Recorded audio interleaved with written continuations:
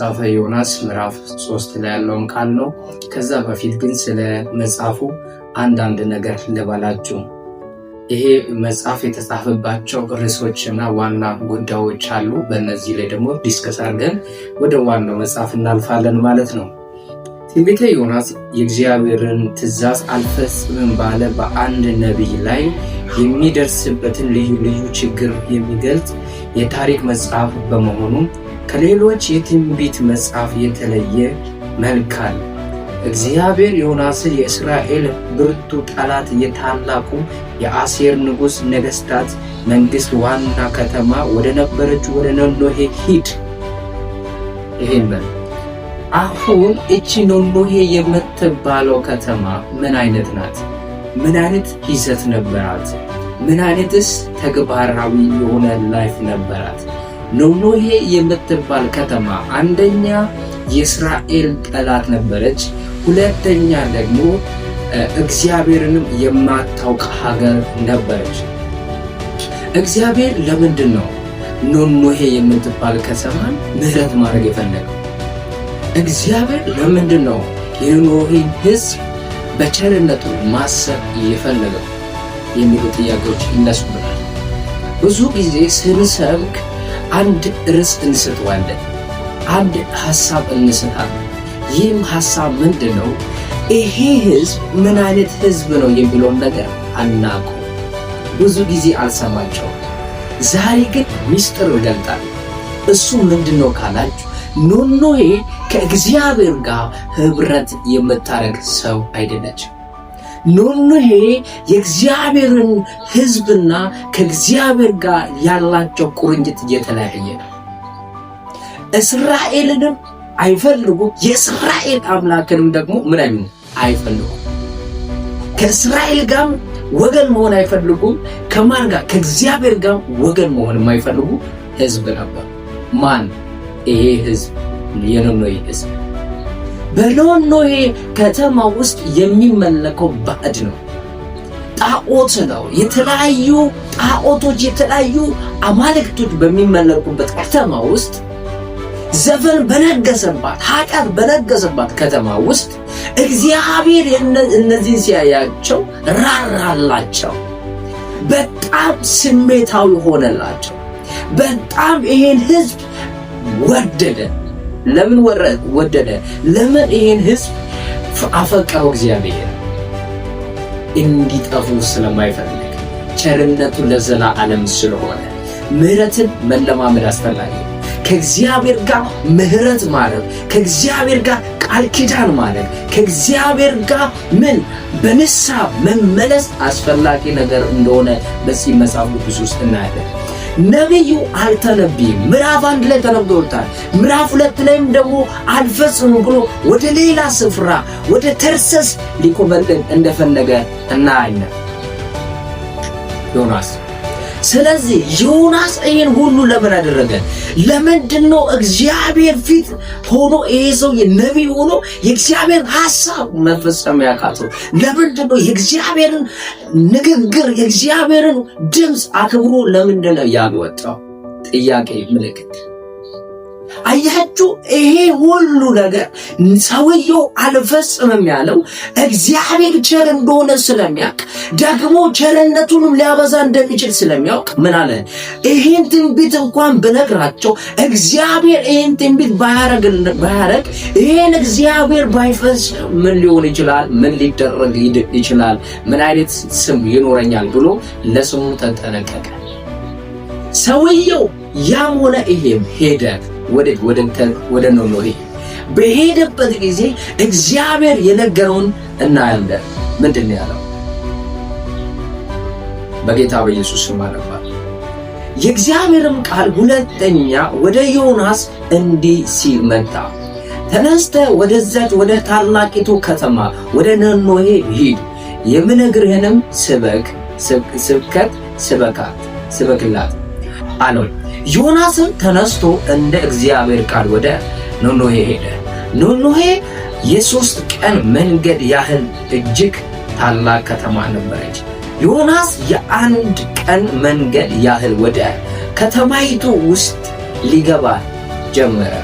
ጮከም በ3 ቀን ውስጥ ኖኖሄ ትገለበጣለች አለ። የኖኖሄም ሰዎች እግዚአብሔርን አመኑ፣ ለጾም አወጁ፣ ነገሩ። ከተማይቱም ከታላቁ ጀምሮ እስከ ታናሹ ድረስ ማቅ ለበሰ። ወሬውም ወደ ንጉሡ ደረሰ። እርሱም ከዘፈኑ ተነስቶ መጎናጸፊያውን አውልቆ ማቅ ለበሰ፣ በአመድ ላይም ተቀመጠ ይላል። በአመድ ለምን ተቀመጠ? ለምን ተቀመጠ? ንጉሥ ነው። የማያውቀው አምላክ ነው። የማያውቀው አምላክ ነው። እግዚአብሔርን አያውቁትም። ከእግዚአብሔር ጋር ጥልቅ የሆነ ፌሎሺፕ የላቸው። እነሱ የሚያመልኩት ባኦልና ዳጎንን ነው። የሚያመልኩት ጣዖትን ነው። ለምን ሰገደ? ለምን ጊዜውን ለእግዚአብሔር መስጠት ፈለገ? ለምን ከክብሩ ስፍራ ላይ ወርዶ እዛ ስፍራ ላይ መገኘት ፈለገ? ንጉሡ ሕዝብ እግዚአብሔር ታማኝ አምላክ እንደሆነ ያውቁታል። አንዳንድ ሰዎች ከእግዚአብሔር ቤት ወጥቶ አናምነውም እግዚአብሔርን ቢሉ እንኳን አንዳንድ ሰዎች እኛ ፈጣሪ የለም ብለን እናምናለን ቢሉ እንኳን አንድ ነገር ያምናል፣ እግዚአብሔር እንዳለ ያምናል። አናምንም እያሉ እግዚአብሔር እንዳለ ግን ያምናል። አንቀበልም እግዚአብሔር የሚባል አምላክ የለም ብሎ እየተናገሩ ነገር ግን ምን ያውቃል? አምላክ እንዳለ ያውቃል። የፈጠራቸው እንዳለ ያውቃል። ከሴት ነው የተወለድነው ከወንድ ነው የተወለድነው ብሎ ያወሯቸዋል። ነገር ግን አምላክ እንዳላቸው ያውቃሉ። የፈጠራቸው አምላክ እንዳለ ያውቃሉ። የሞተላቸው አምላክ እንዳለ ያውቃሉ። ማመን ነው የከበዳቸው፣ መቀበል ነው የከበዳቸው፣ ይሄን አምኖ መዝለቅ ነው የከበዳቸው። አለ የለም ብለን ተናግረን ዛሬ አለ ብንል ምን ይሉናል? ምን ብሎንስ ይናገሩናል? ትላንትና የለም ብለን ስንት ህዝቡን አስተምረን ስንቱን ህዝብ ከተበን ዛሬ ደግሞ አለ ብንል ምን አይነት አስተያየትና ምን አይነት እይታ ይኖረናል በማለታቸው እነዚህም ህዝብ የኛ አምላክ ዳጎን ነው ብሎ ከሚያመልኩበት ስፍራ ላይ ነው እግዚአብሔር ሲባል ትጠፋላችሁ ተመለሱ ይላል እግዚአብሔር ሲላቸው ነብዩ እሺ ነው ያሉት፣ ተንበረከኩ። ዳጎን አይደለም ያላችሁ እግዚአብሔር ነው ያላችሁ። እግዚአብሔርንም አመኑ የሚል ቃል አለ። ስለዚህ ወዳጆቼ በዚህ ጊዜ በዚህ ሰዓት በዚህ ሴኮንድ ማወቅና መለማመድ ያለንበት ትንቢታዊ ዓለምን ብቻ አይደለም፣ የምህረትን ዓለም መባረክን ትፈልጋለህ።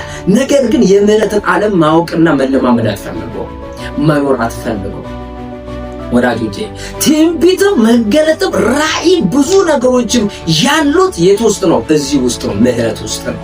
ዓለም የተመሰረተችው በምህረት ዓለም ላይ። እቺ ዓለም ቤዝመንቷ ምንድነው? የምህረት። እግዚአብሔር በምህረት ውስጥ ነው ይዘረጋል። እግዚአብሔር በቸርነት ውስጥ ነው ይዘረጋል። እግዚአብሔር በይቅርታ ውስጥ ነው ይዘረጋል። እግዚአብሔር ልጁን በመስጠት ውስጥ ነው ይዘረጋል። ለዚህ ነው ዳዊት ምን አለ? እግዚአብሔር ቸር ነው፣ ምህረቱ ለዘላለም። ለእስራኤል ቤት ይህን ነገር ምን ቸር እንደሆነና ምህረቱ ለዘላለም እንደሆነ፣ ለያዕቆብ ቤት ይህን ነገር ቸር እንደሆነና ምህረቱ ለዘላለም እንደሆነ።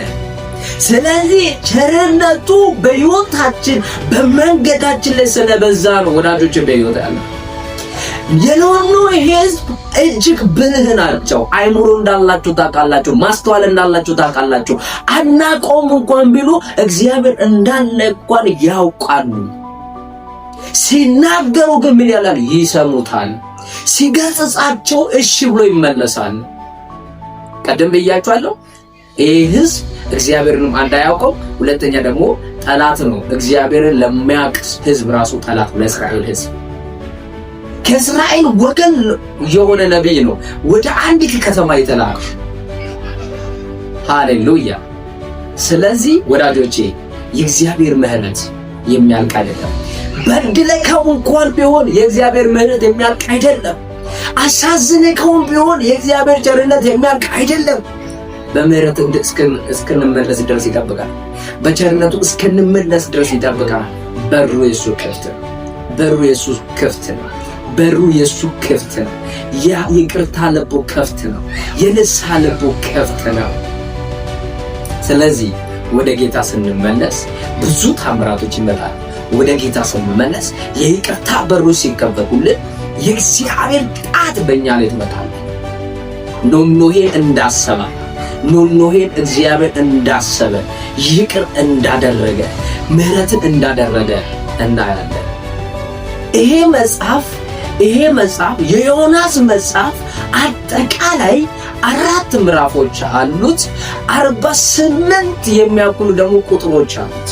በዚህ መካከል ውስጥ በጣም ሊናገረንና ሊያወራን የሚፈልገው ሐሳቡ ምንድነው ካላችሁ የእግዚአብሔር ምሕረት፣ በምትበድሉበት ጊዜ የእግዚአብሔር ምሕረት አንደኛ። ሁለተኛ እዚህ መጽሐፍ ውስጥ የምንረዳው ነገር ቢኖር ምንድነው ካላችሁ እግዚአብሔር ለሕዝቡ መራራቱን። ሶስተኛ በዚህ መካከል የምንረዳው በዚህ መጽሐፍ ቅዱስ ውስጥ በዚህ መጽሐፍ ቅዱስ የምንረዳው ምንድነው ካላችሁ እግዚአብሔር እንደ ሰው እንዳልሆነ የይቅርታ ልብ እንዳለው ሕዝቡን እንደሚወድ ያሳየናል። ስለዚህ እግዚአብሔር ይወድሻል። እየበደልከው ነው፣ እግዚአብሔር ይወዳል። እያሳዘንከው ነው፣ እግዚአብሔር ይወዳል። እግዚአብሔር የለም ብለህ ተናግረህ ከሆነ ዛሬም እግዚአብሔር የምሕረቱን እጁን ዘርግቶልሃል። ዛሬም እግዚአብሔር እህቴ፣ ወንድሜ፣ ላንተም ላንቺም ለሁላችሁም እግዚአብሔር ከእናንተ የሚፈልገው ምንድነው? ልባችሁን ወደ እሱ እንድትመልሱ ይፈልጋል። በንስሐ እንድትወርቁለት ይፈልጋል። አልቻልኩም እንድትሉ ይፈልጋል። አቅቶኛል እንድትሉ ይፈልጋል። መዝሙር አለን አይደል እንዴ? እና በጣም የምወደው መዝሙር አለ እና እሱ ምንድነው? አልዋሽም ደካማ ነኝ፣ አልዋሽም